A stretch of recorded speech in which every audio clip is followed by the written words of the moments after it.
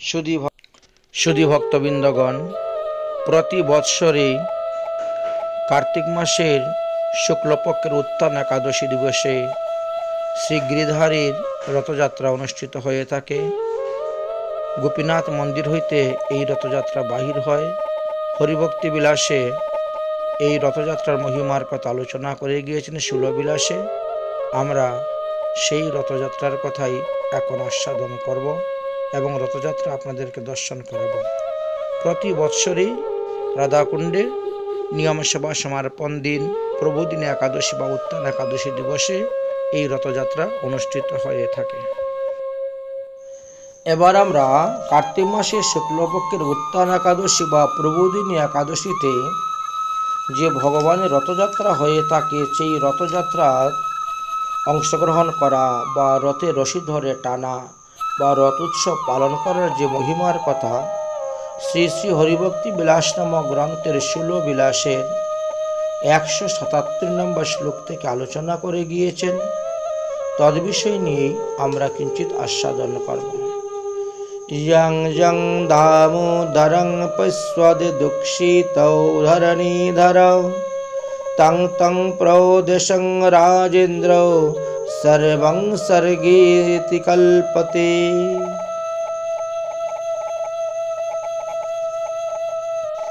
ভবিষ্য পুরাণে উল্লেখ আছে যে, হে রাজশ্রেষ্ঠগণ, পৃথিবীধর শ্রীহরি জাগরণের অন্তে রথারূঢ় হইয়া যে যে স্থান দর্শন করেন, সেই সেই স্থান স্বর্গ সদৃশ্য বলিয়া পরিগণিত হয়। শ্রীহরির রথে যখন উঠবেন, তখন রথের রজু ধরিয়া যত পদ আকর্ষণ করিয়া আপনি যাইবেন, তত পদেই মহাযজ্ঞ সদৃশ্য ফল লাভ করিতে পারিবেন।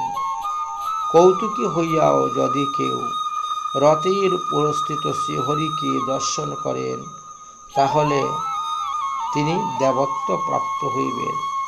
চণ্ডালাদি নিচ যোনির ব্যক্তি পর্যন্ত রথের উপরে ভগবানকে দর্শন করিলে পরজন্মে তিনি দেবগণ হইতে পারেন, দেবগণ হইয়া থাকেন। রথযাত্রা পরায়ণ হইলে নারী জাতীয় ও মুক্তি লাভ করিয়া থাকেন। মহিলারাও সেই রথের রশি ধরে টানতে পারবেন, রথ উৎসবে যোগদান করতে পারবেন, তারাও মুক্তি লাভ করিতে পারবেন। এবং তৎসঙ্গে যিনি রথের রশি ধরে টানবেন, তার পিতৃকুল, তার মাতৃকুল, তার পতিকুল বা পত্নীকুল সবাই সমস্ত পাপ থেকে মুক্ত হইয়া বিষ্ণু ধামে গমন করিয়া থাকিবেন। যে সকল ব্যক্তি কৌতুকী হইয়া রথের সম্মুখে নর্তন করেন, কীর্তন করেন, পরিগ্রহ করেন, তাহারা তো চতুর্দশ ইন্দ্র যাবৎকাল পর্যন্ত পতন না হয়, তাবৎকাল পর্যন্ত তিনি সপরিবার বর্গের সহিত নিত্যধামে বিহার করিয়া থাকেন। যাহারা রাতের সম্মুখ ভাগে নিত্য গীত বাদ্যাদি করেন, তাহারা বহুদিন পর্যন্ত নিত্যধামে মণ্ডলেশ্বর অর্থাৎ নৈপত্তি রূপে তারপরে পৃথিবীতে এসে ধরাধামে অবতীর্ণ হইয়া থাকেন।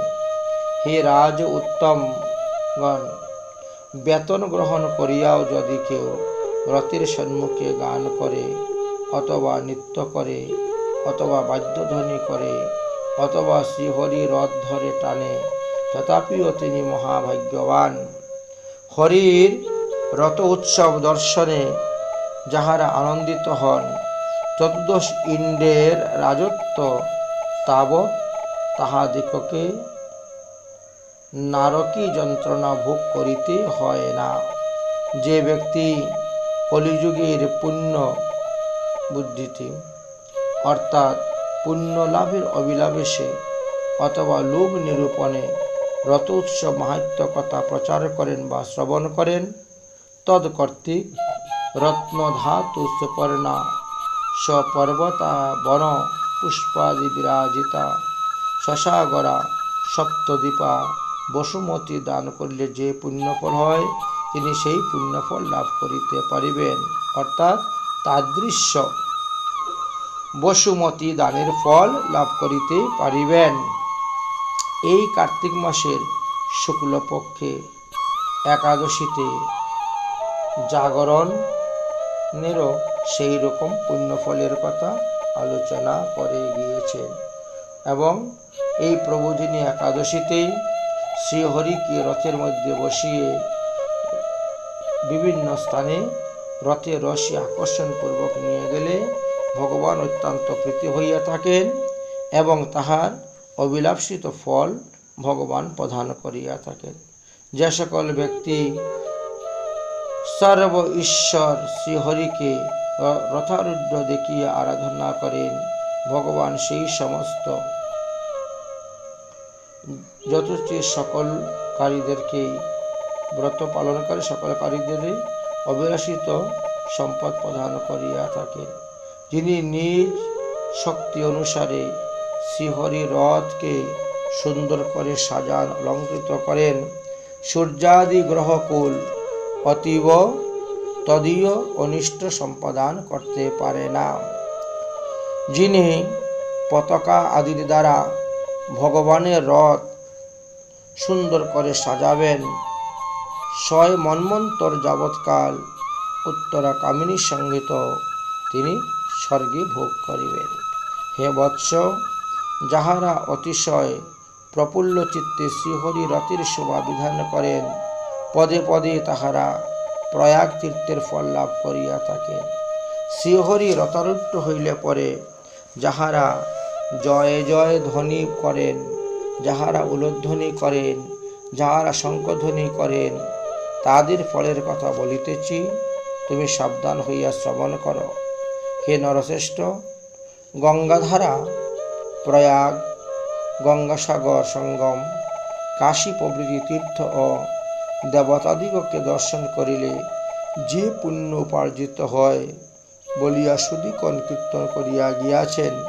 শ্রীহরির রথারূঢ় হইলে পরে যিনি জয় শব্দ ধ্বনি করেন, তিনিও তৎসমুদয় পুণ্য লাভ করিতে সমর্থ হন। রথারূঢ় পৃথিবীর ভগবানকে ভক্তি সহকারে যথাপ্রাপ্ত কুসুমের দ্বারা অর্চন করিলে ভগবান পূজিত হইয়া নিখিল বাঞ্ছিত পুণ্যফল পূর্বক অন্তিমে পরম পদ প্রদান করিয়া থাকেন। শ্রীহরিবাসর অর্থাৎ একাদশী সমাগত হইলে যাহারা ভক্তি সহকারে রথারূঢ় হরিকে মঙ্গল দ্রব্য প্রদান করেন, ধূপ দীপ প্রদান করেন, স্তুতি মন্ত্র পাঠ করেন, নৈবেদ্য অর্পণ করেন, বসন অর্পণ করেন, অর্চনা করেন অথবা নিরাজন অর্থাৎ আরতি করেন, এই সমস্ত কার্য সম্পাদনের দ্বারা শ্রীহরির উপাসনা করেন, তাহাদিগের যে কি পুণ্যফল হয় তাহা আমি চতুর্মুখ ব্রহ্মা স্বয়ং জ্ঞাত নহে।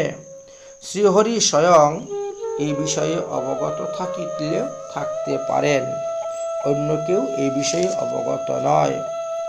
বিপ্রস্তহারী গুহত্মা দ্রোণহত্মা বেদনিন্দুক, যাহারা মহাপাপী, ব্রহ্মজ্ঞ, গুরুদ্বার গামিনী, সুরাপানী, কলি বিমুগ্ধ, সর্বপাপে পাপী হইয়াও এই যে প্রবোধিনী একাদশী দিনে রথযাত্রায় উপলক্ষে অংশগ্রহণ করে, রথের পূর্বভাগে পাদমাত্র গমন করিলেও তিনি নিখিল পাপরাশি থেকে মুক্ত হইতে পারেন।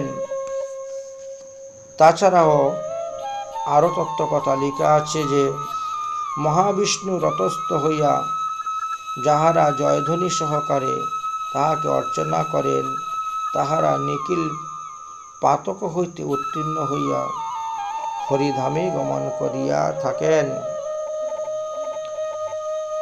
তাই প্রথমত দৈত্যপতি প্রহ্লাদ, তদন্তর যেসব দেবগণ, সিদ্ধগণ, রক্ষগণ, যক্ষগণ, গন্ধর্বগণ, মানবগণ সবাই রথ আকর্ষণ করিয়া থাকেন।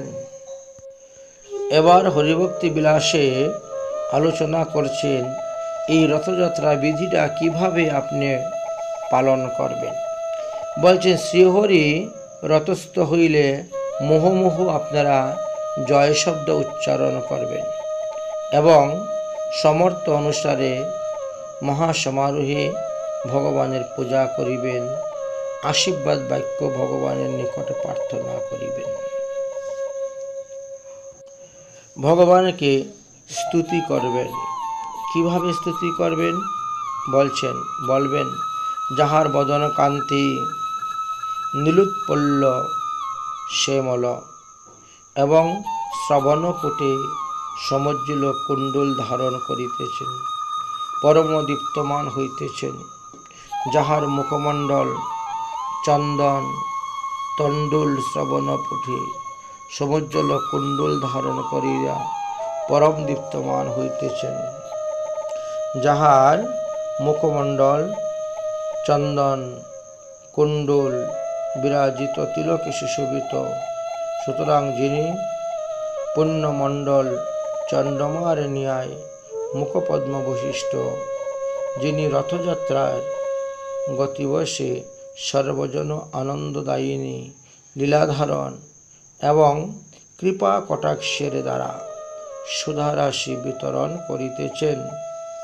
এবং লক্ষ্মী দেবী নিরন্তর যাহার বক্ষস্থলে বিরাজমান, সেই শ্রীহরি জগতের রক্ষা বিধান করুন, যাহাতে বিবিধ রত্নখচিত কিঙ্কিণী মালা এবং তন্মধ্য দিয়ে ঘন সন্নিবিষ্ট মণির দ্বারা গঠিত মুক্তাহারে বিরাজিত শৈশব সুগ্রীব মেঘপূজ্য এবং বলাহক নামনা অশ্ব চতুষ্টয় বিরাজিত এবং যাহার রত্ন কুম্ভ দীপ্তমান পতাকা উত্তম কেতু এবং ছায়া দিতে সমগ্র অলঙ্কৃত সর্বপাপনাশক শ্রীহরির বিধি রুদ্রেশ্ব আদি বন্ধনা সেই জগৎশীল রথ তোমাদিগকে রক্ষা করিবার বিধান করুন।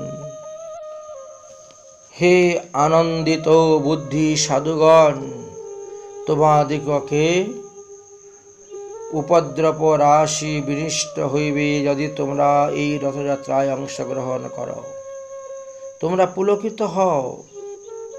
হে সুস্থ জনগণ, তোমরা স্থির বুদ্ধি হইয়া তোমাদিগের অরিকুল বিনষ্ট হইতেছে, তোমরা ক্রিয়া কৌতুক ভোজ কর।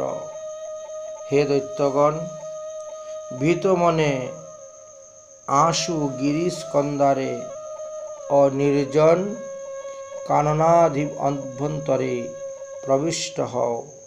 দৈত্যনিধিসূদন ভগবান এই যদুনাথ রথোপরি আরোহণ করিয়া আসিতেছেন।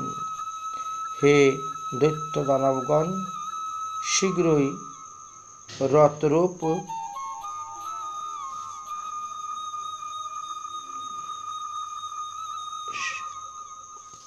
হে দৈত্যগণ, শীঘ্রই পলায়ন কর।